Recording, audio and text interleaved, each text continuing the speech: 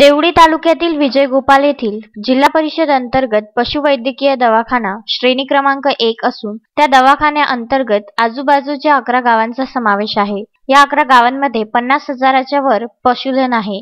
या पशुधनाची कमाल फक्त आता एकाच शिपायावर असून नाईलाजास्तव पशुपालकांना पशुधनावर शिपायाच्या हाताने उपचार करून घ्यावे लागत आहे। गेल्या 2 वर्षापासून या दवाखान्यातील पशुधन विकास अधिकारी आणि पट्टीबंधक हे 2 पदे रिक्त असून आज फक्त एका शिपायाच्या भरोश्यावर या दवाखान्याची मदार आहे। पशुधन विकास अधिकारी यांचा अतिरिक्त कारभार पुलगावच्या दवाखान्यातील अधिकाऱ्यांकडे असून त्यामुळे पशुधनाची आरोग्य सेवा पूर्णतः कोलमडली आहे। एक कर्मचारी, 11 गावे, 50,000 जनावरे, कसा चालेल कारभार यावर प्रश्नचिन्ह उभा आहे। याकडे लोकप्रतिनिधीने लक्ष घालून त्वरित पदाची भरणा करावा व विजयगोपाल परिसरातील पशुपालकांना व पशुधन यांना न्याय मिळवून द्यावा अशी मागणी जोर धरू लागली आहे।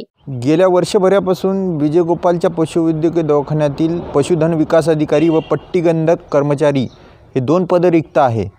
त्यामुळे पशुधनावर उपचार करण्याकरिता केवळ शिपायाचा आधार घ्यावा लागत आहे आणि त्यामुळे या दवाखान्यामध्ये रिक्त असलेले हे 2 पदे एका महिन्याभराच्या आत प्रशासनानं भरावे, अन्यथा नागरिक या दवाखान्याला कुलूप ठोकतील। अश्विन शाह, विदर्भ न्यूज, पुलगाव।